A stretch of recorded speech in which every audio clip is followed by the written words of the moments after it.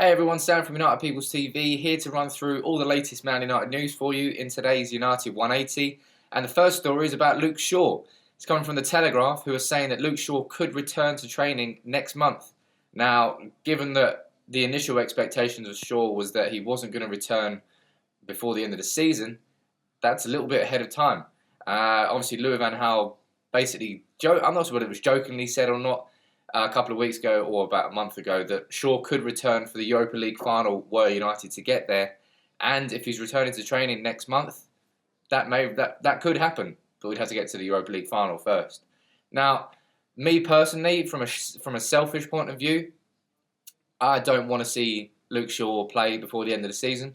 I also don't want to see him go to Euro 2016 because I just don't see the need to rush him back before the end of this year. This season's done as far as I'm concerned.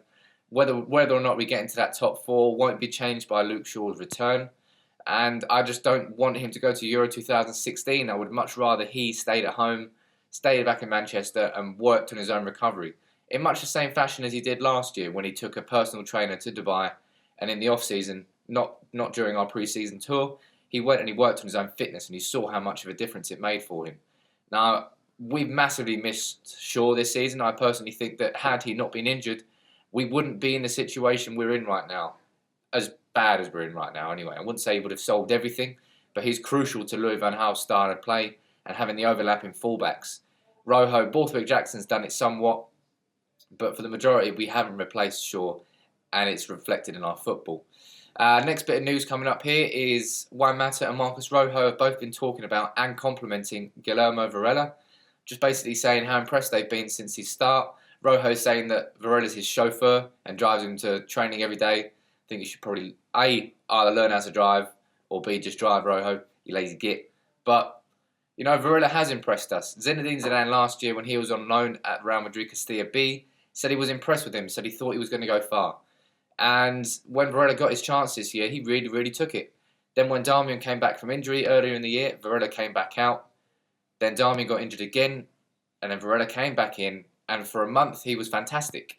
Then he got dropped against West Brom, mainly because Varela admitted that he was overtired and he needed a rest, and Darmian was, let's be honest, shit in his place. So I expect to see Varela come straight back in against Liverpool, and I expect him to be our first choice right back now until Darmian can show otherwise. You know, it's all about youngsters taking chances, taking advantage of their opportunities, and Guillermo Varela has done exactly that. And it's cracking to see, because in an ideal world, we'll have Varela and Darmian at right back, and Cameron Borthwick-Jackson and Shaw at left back. That's four genuine options at full back, which should give us some cover as long as, you know, injuries don't come in, which they have done this season quite a lot. But, you know, that's it for today's United 180 news. Just want to concentrate on the really good news that Shaw is nearing his recovery. But let me know in the comments below whether you would bring Shaw back before the end of the season or whether you just take it easy and not risk it. Drop a like on the video as always and subscribe to United People's TV if you're new. And we'll see you soon. Take it easy, Reds.